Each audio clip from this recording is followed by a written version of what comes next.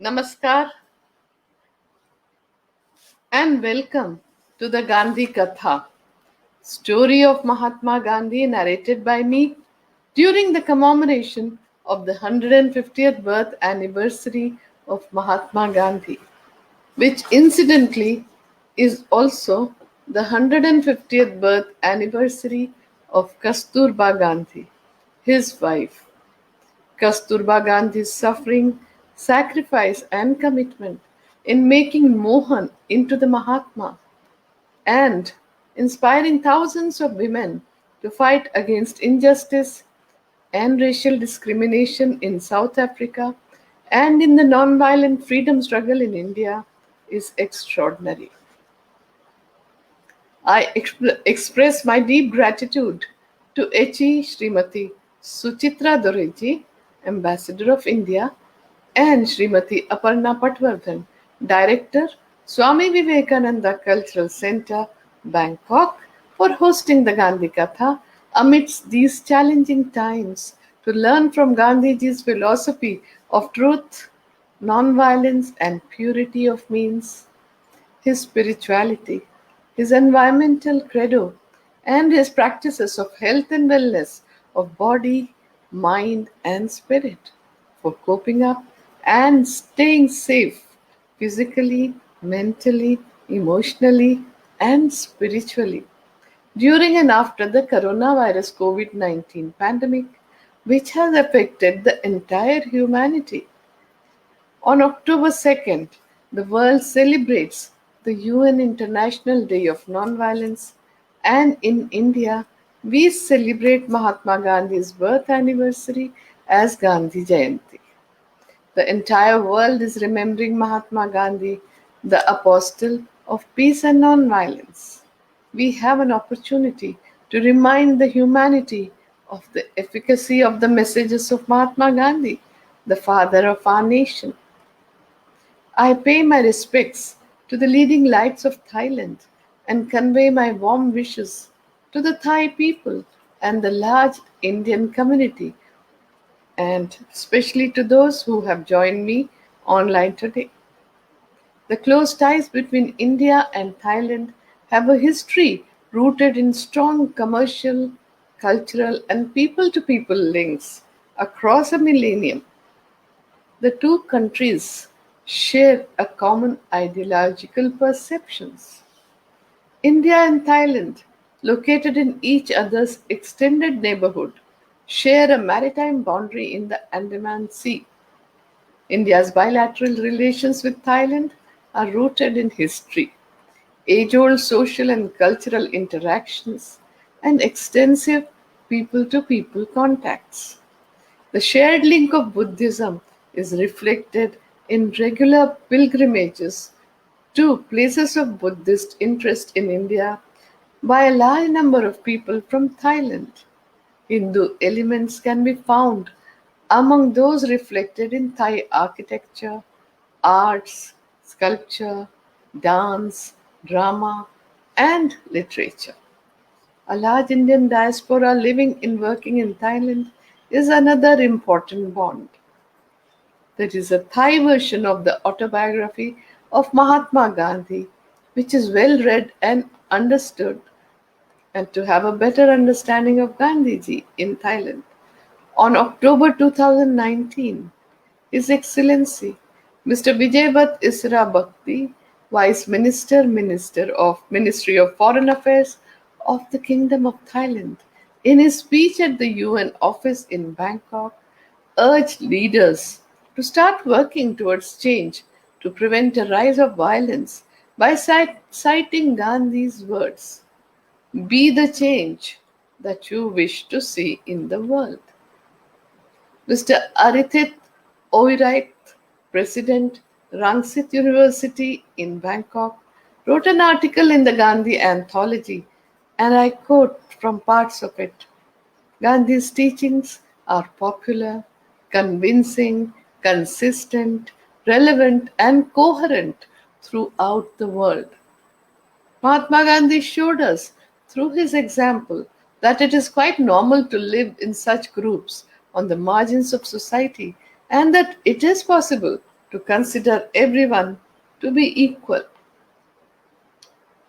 Gandhi Katha is based on the ancient Indian oral tradition of Katha or storytelling with hymns and narration. I have given talks on Gandhi Katha in more than 100 countries, hosted by the Indian missions during the commemoration of the 150th birth anniversary of Gandhiji in the past 2 years. In all the countries, people have great reverence and respect for Mahatma Gandhi. Many have been inspired by him to take up the cudgels against injustice through nonviolence. Others have followed his environmental credo, and still others have been deeply touched by his simple, frugal, spiritual life. The humanism of the world's thought leaders are so deeply reflected in Mahatma Gandhi's teachings.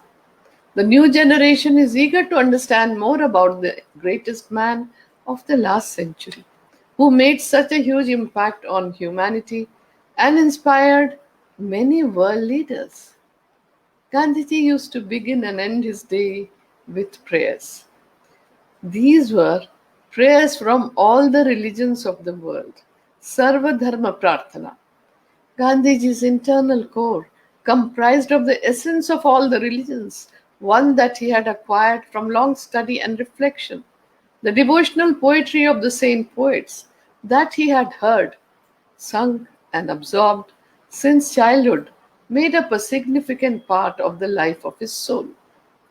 He said that ultimately all the religions point to the same truth of compassion, truth, love, and tolerance, and that everyone must study the essence of all the religions in an attitude of perfect reverence and have friendship and respect to the practitioners of different religions and diverse cultures.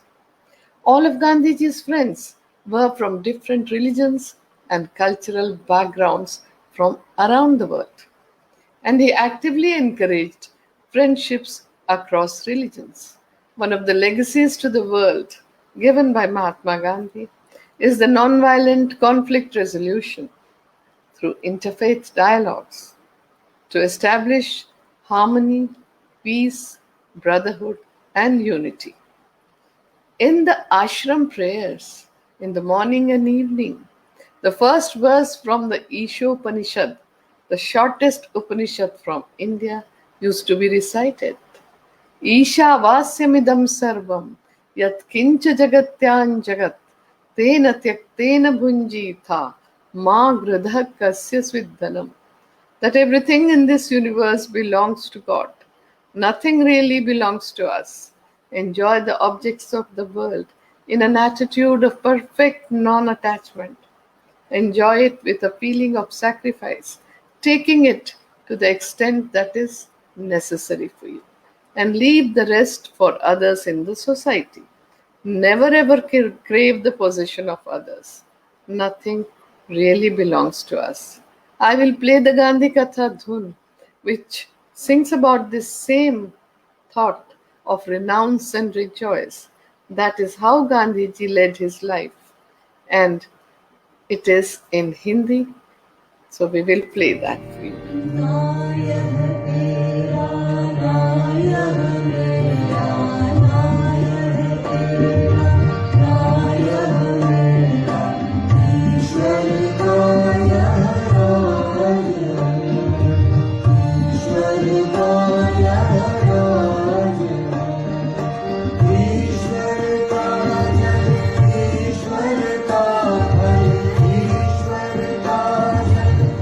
ईश्वर का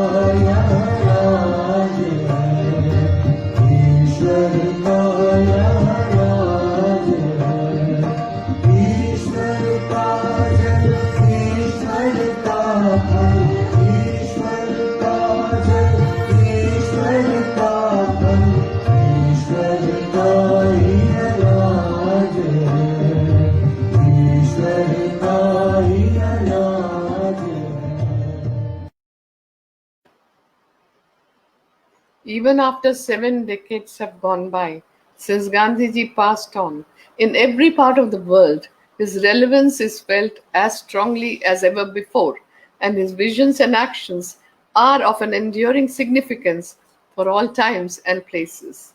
His approach to life was holistic and cannot be divided into watertight compartments of social, religious, political, personal, and public life.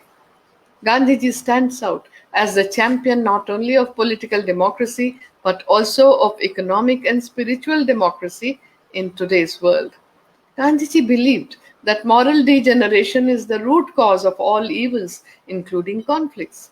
This explains his lifelong crusade of attainment of moral values such as truthfulness, nonviolence, purity of means, love, self control, forgiveness, respect, friendliness, compassion, mercy, and so on.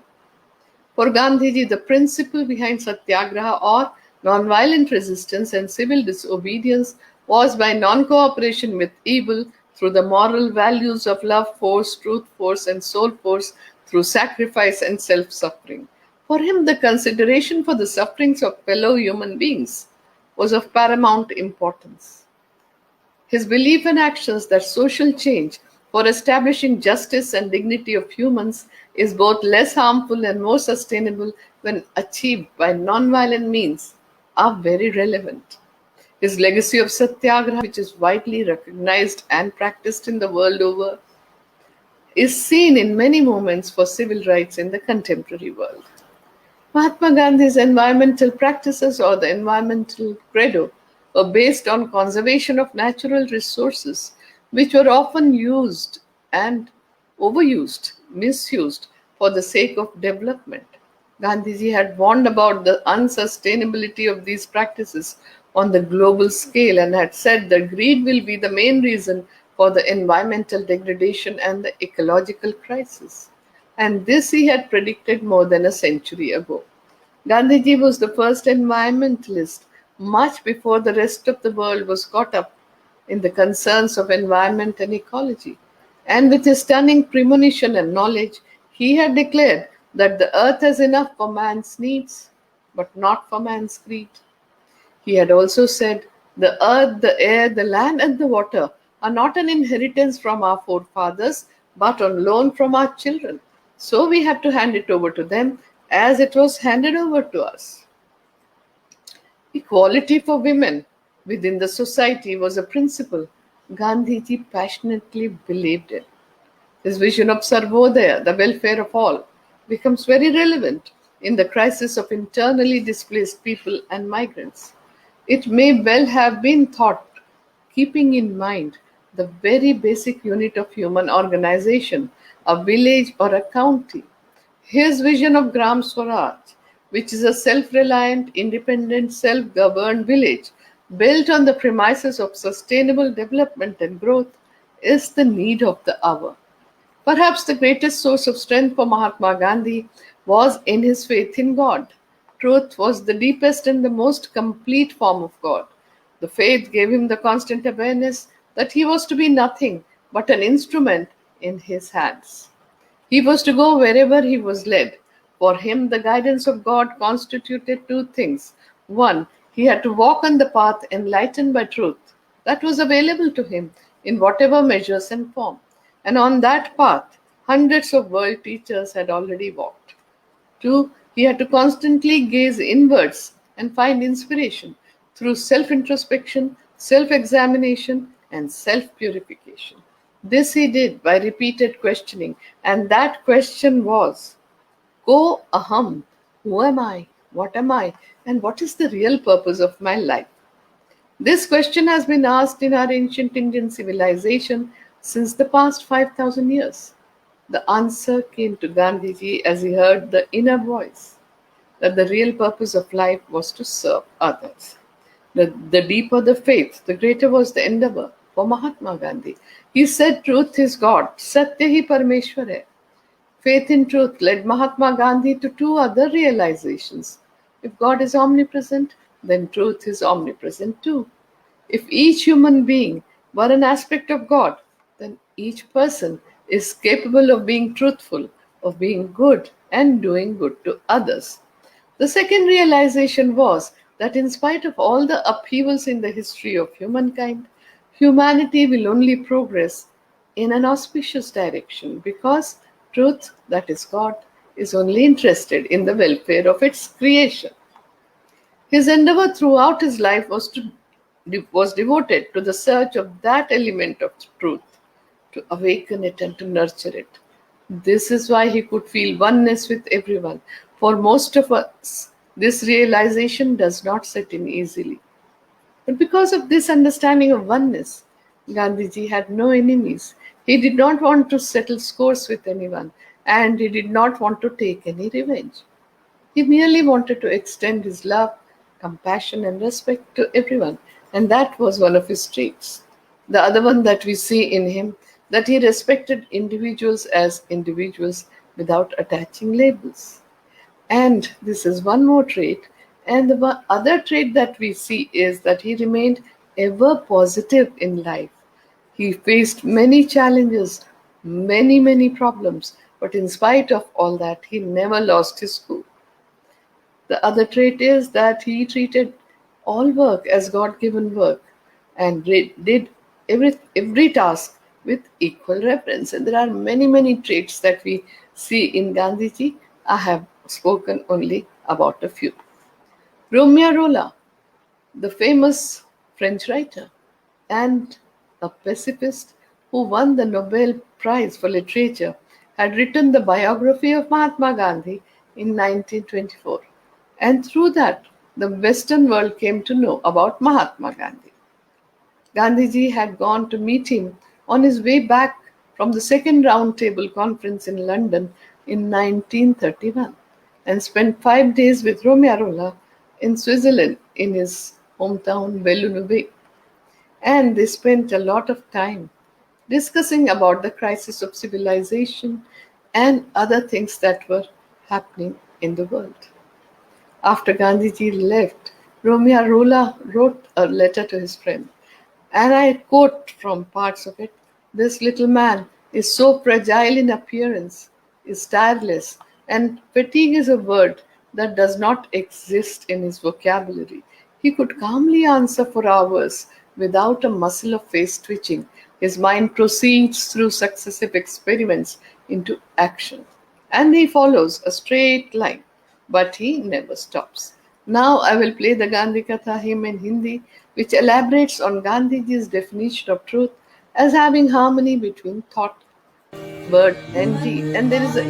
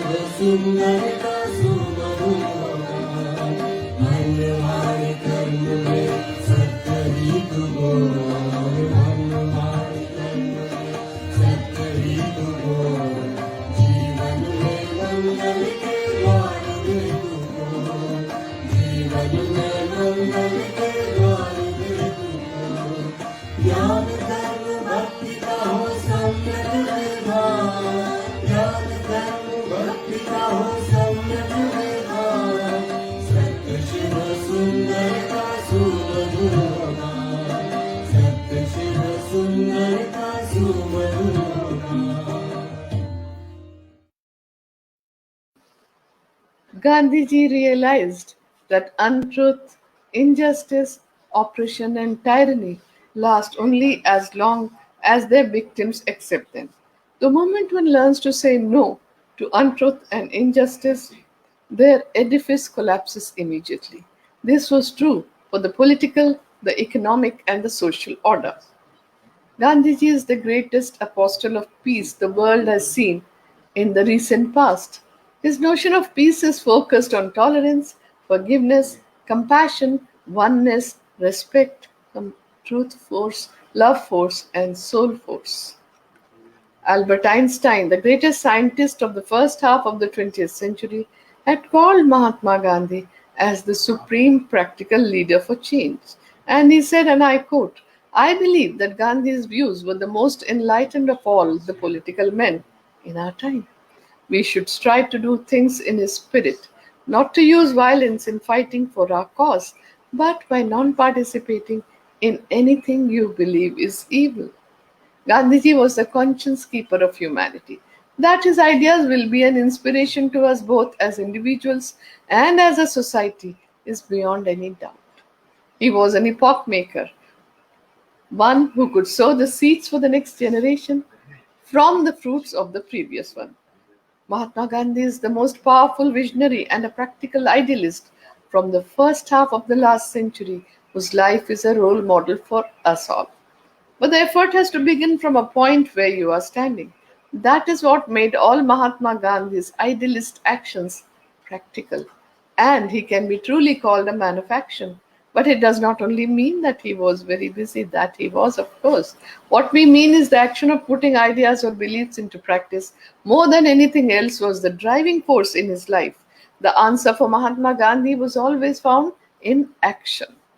He had said, an ounce of practice is worth more than tons of preaching. But if you want to understand Gandhiji, you will have to understand him not only with the intellect, but from the emotional part of view and from acts from his life. Usually people see him from different perspectives. Some people think of Gandhiji mostly as a politician, but at the same time some think of him as a saint, and there are others who think of Gandhiji as a nation builder. He may be all this, but I think when we consider Gandhiji, we have to try to find out what is the common stream in all these different aspects of his life that you see in his personality. One was the commitment to values, and the second one was efficiency in the kind of work that he did. This is part of his comprehensiveness, and there was a unique blend of, for example, enthusiasm on one hand and patience on the other.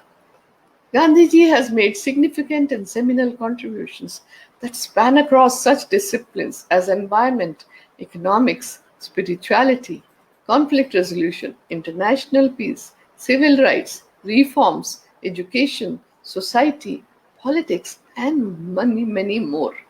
At that time, the most harmful and destructive impact on the world was that of imperialism, violence, war, materialism, and the greed for controlling the world. Gandhiji advised to shun these 7 social sins in his speech on October 22, 1925. Politics without principle, wealth without work, commerce without ethics, knowledge without character, pleasure without conscience, science without morality, worship without sacrifice. In my opinion, Mahatma Gandhi's life left the most powerful and strong imprint on the humanity of the world. He had said, my life is my message. John Haynes Holmes was a pacifist, an anti-war activist, and the founder of American Civil Liberties Union. He had met Gandhiji in London and later on in Delhi in 1931 and 47 respectively. He found Mahatma Gandhi's presence, those bright eyes shining through his spectacles, his voice so clear and yet so gentle, his whole presence so simple and yet so strong. He said, and I quote, I believe that he is unquestionably the greatest man living in the world today. When I think of Gandhi, I think of Jesus Christ. I will play the Gandhi Katha dhun in Hindi about Gandhiji's philosophy of truth, non-violence, and purity of means that combine together in the form of Satyagraha.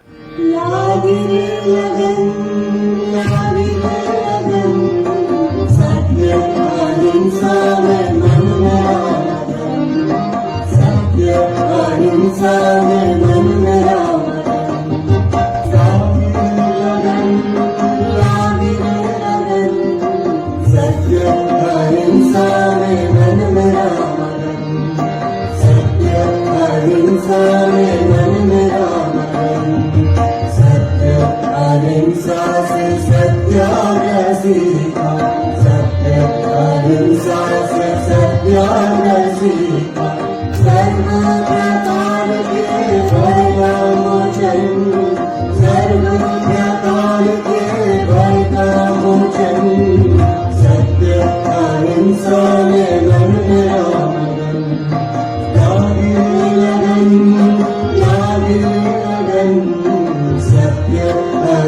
अहिंसा में मन मेरा मगन, सत्य अहिंसा में मन मेरा मगन. Time magazine had listed out three most important protests over 190 years. The first one was the Boston Tea Party. The second one was the Dandi March or Salt Satyagraha. And the third one was the March of Washington. We can see a common thread. The first and second were against the same company, the East India Company. There is a common thread of non-violence in all three. In 1930, with a pinch of salt, Mahatma Gandhi shook the world. He started out on 12th March from his Sabarmati ashram in Ahmedabad in Gujarat for Dandi seashore, along with 79 fellow marchers, walked for 24 days, walking 10 miles a day, stopped at 48 villages, gave speeches morning and evening to mobilize people, and covered 241 miles till he reached the Dandi seashore on 5th April. On 6th April, early in the morning hours, when he bent down to pick up a fistful of muddy lump of earth with salt, 100,000 people joined him, and towards the progress of the salt satyagraha, 300,000 people broke the salt law all over India. 1,362 newspapers covered the world news worldwide. William Lawrence Shearer, the American journalist who was present during the salt satyagraha at the Dharasana salt depot, sent his graphic reporting to the world, and that brought the incidents of brutality to the notice of the world. So Mahatma Gandhi remains the most powerful global ambassador of ahimsa or non-violence, a youth icon for opposing injustice of all kinds, an apostle of peace and non-violence, a man whose values can make the world a better place today. In 1904 in South Africa, after reading John Ruskin's book Unto This Last, Barrister Mohandas Karamchand Gandhi transformed his life overnight and started leading a community life of self-control, voluntary poverty, bread labor, and sarvodaya, welfare of all. He established four ashrams in his lifetime, two in South Africa called Phoenix Settlement in 1904 and Tolstoy Farm in 1910, and two ashrams in India called Sabarmati Ashram in Ahmedabad in Gujarat in 1917 and the Sevagram Ashram in Wardha, Maharashtra in 1936. It is here that Kasturba Gandhi, Mahatma Gandhi, along with the ashram community, lived in poverty like the common villagers of India. His ashrams were his ideals of a non-violent face-to-face society for Sarvodaya, the welfare of all, for Swavalamban, self-reliance, for Swachhata, cleanliness, and Seva, service of humanity through by carrying out constructive programs for realizing his vision of village republic or Gram Swaraj. Gandhiji's ashrams had a mingling of political and spiritual aims. It was a practical laboratory for transforming ordinary men and women into extraordinary seekers and satyagrahis, for offering the highest sacrifice of their lives in the non-violent freedom struggle on one hand, and to get involved in constructive programs to serve the poorest of the poor on the other hand, to establish their self-respect and dignity. The constructive programs were his second gift to humanity, the first gift being Satyagraha. I am happy to inform you that I was born in his last ashram in Sevagram.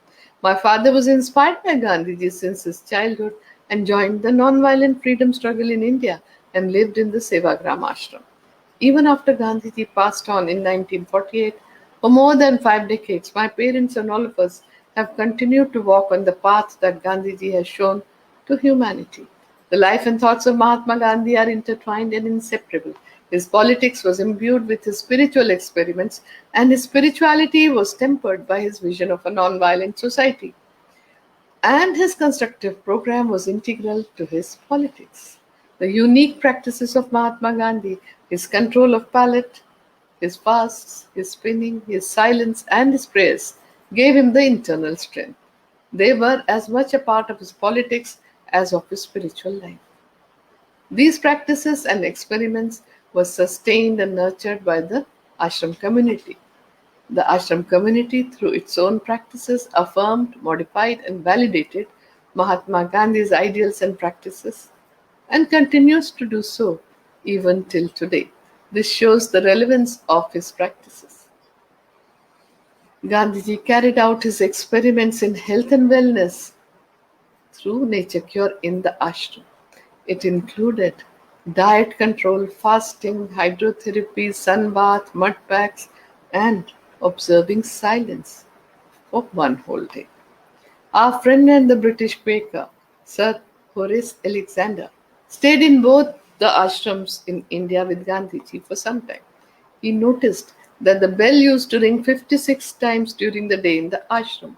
He said, and I quote, Gandhiji had wonderful courtesy and punctuality. I was to learn quickly that he was the slave of watch. He had more to do in every 24 hours than almost any other man. So he had learned how to pack the most into every minute. Yet he never gave the impression of being hurried and impatient. So Gandhiji comes across us as the role model of punctuality, promptness, and discipline, and definitely we can learn from that. Gandhiji has given three gifts to humanity. The first one, as I said, is Satyagraha. The second one is constructive program. And the third gift is Ekadasha Vrata, or the 11 observances. These were a set of rules for the ashram inmates introduced by Gandhiji for spiritual progress and voluntary self-control. The principle behind these rules is to do unto others what you want others to do unto you. Any rule that is followed for a lifetime becomes an observance. And as you all know, observances or vrata give internal strength to those who observe them. Ivan Illich, the Croatian-Austrian philosopher, had come to Sevagram Ashram in 1978 and stayed there for a week. Every day he used to sit in the Bapu Kuti or Gandhiji's cottage for a long time and said, and I quote, this hut of Mahatma Gandhi demonstrates to the world how the dignity of the common man can be brought up. It is also a symbol of happiness which we can derive from practicing the principles of simplicity, service, and truthfulness. Now I'll play the Gandhi Katha hymn in Hindi, which explains Gandhiji's philosophy of Satya hi Parmeshwar hai, truth is God.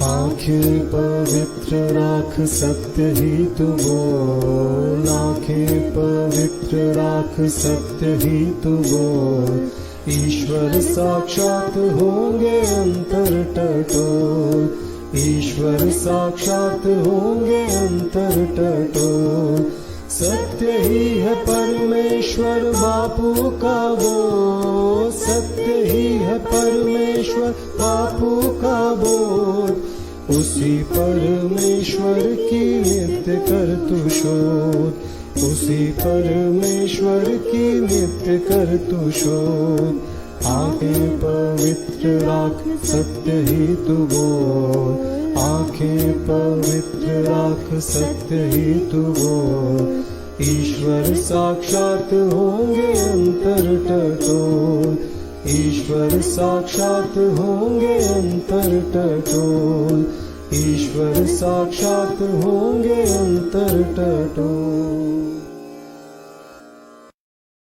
Gandhiji's role and contributions to the political arena are well known. What is less known is his contributions towards health and well-being. Gandhiji was essentially a man of science. He approached problems in a scientific manner. His message to the world on the vital question of health and well-being is very important. To him, the study of this question was part of his service to God and his creation, which was his mission. Knowing to care summed up his life. His message was simple and easy to follow. It encouraged everyone to respect simplicity, voluntary self-control, reduce the bonds, follow the tradition, cultural practices and the values, follow the environmental credo, and treat oneself through nature cure for living in harmony with nature. For Gandhiji, the outside universe was but a reflection of the inside universe. He repeated time and again that the universe is compressed in the atom. There is not one law for the atom and another for the universe. It was based on his actual spiritual experience that gave him the conviction that the moral principles have no meaning unless they can be made to serve as the guide of conduct in the daily affairs of man.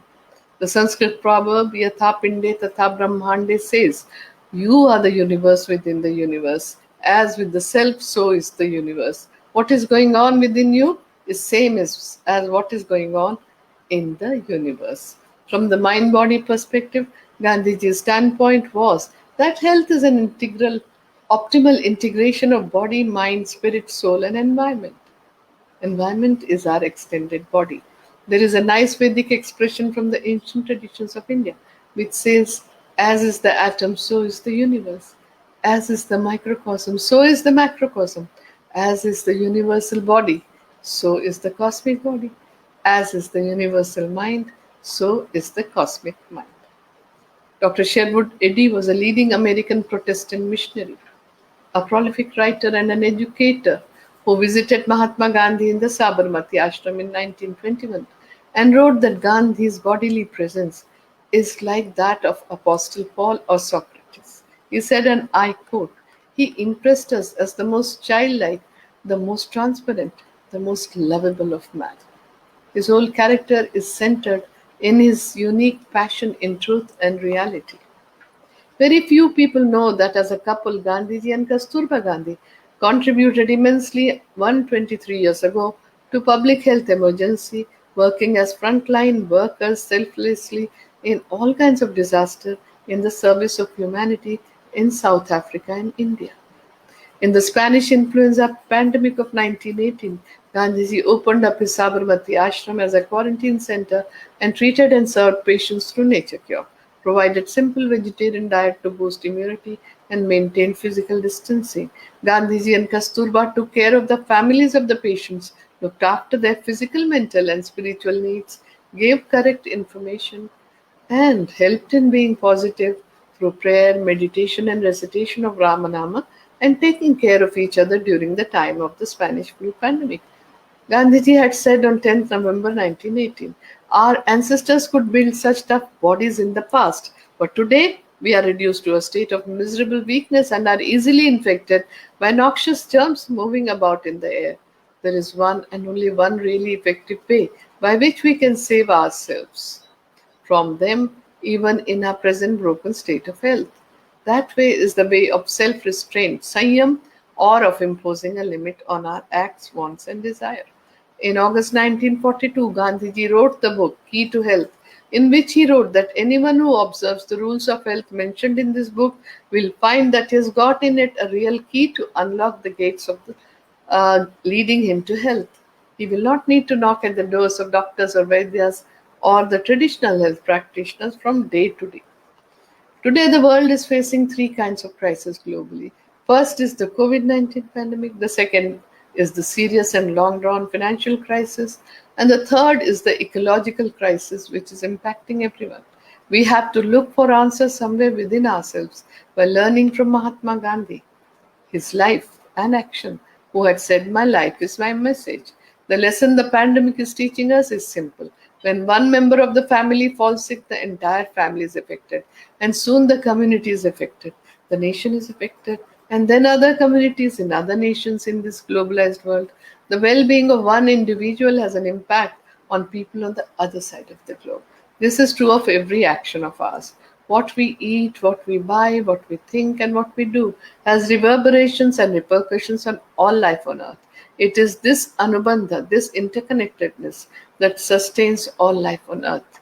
We are all in this together as one human family, as brothers and sisters. And whether we choose to see it or not, we only have one home, this planet Earth, our Mother Earth. Our ancient sages and seers have always looked upon us as global citizens, as Vishwamanava, and said that the world is one family, Vasudhaiva Kutumbakam. The current COVID-19 pandemic is a wake-up call for every country, big or small, rich or poor, developed or developing. It has opened our eyes to the fragility of the existence of humans. We have to learn to live with COVID-19 now and in the future as well. Instead of reinventing a new lifestyle, we just have to get inspired from the life of Mahatma Gandhi to make the necessary changes in thought, action, and conduct for coping up physically, mentally, and spiritually. And this is the future that the coronavirus COVID 19 pandemic is pointing out to us if we observe carefully. When a crisis makes you feel stressed, meditation, prayer, and chanting relieve the stress response. Fear and anxiety are forms of stress that become exaggerated when events become uncertain, when you feel a loss of control over the situation, and when the stress keeps repeating itself without let up. The thinking mind reacts to all these conditions. It always has, even in normal times. But a crisis brings all these into high relief, making it very capable of lowering the immune systems of our bodies and causing inflammatory diseases. Decades ago, stress was classified as epidemic of modern life. The Gandhian way of life is the best guide to practicing the coping mechanism that induces relaxation, calmness, inner peace, fearlessness, absence of anxiety, and remaining positive. Therefore, Gandhiji comes across as the greatest healer, the wellness guru, lifestyle guru, who is valid, who is relevant for all times to come. The Gandhian principles of freedom from fear and care for all is a perfect prescription in the times of crisis. Gandhiji's emphasis on healthy lifestyle, positive thinking, empowerment for self care and care in the community would make perfect sense. I once again take this opportunity to thank the Indian Mission for hosting the Gandhi Katha. My special thanks are to all of you who have joined me online. I will end with the peace benediction in Sanskrit for the universal welfare. Om Sarve Bhavantu Sukhina Sarve Santu Niramayaha Sarve Bhadrani Pashyantu Ma Kaschit Dukha Bhag Bhavet. Om Shanti Shanti Shanti. Let all be happy. Let all be healthy. Let all experience auspiciousness. Let no one be overwhelmed by grief. Om Peace, Peace, Peace. With Gandhiji's blessings, who had said that peace is the only positive force which will lead us from darkness towards light. I will end with the Gandhi Katha hymn, Shubha Mangal Ho. May there be auspicious good, may there be good, may the earth be auspicious, may the sky be auspicious, may every particle on earth be auspicious.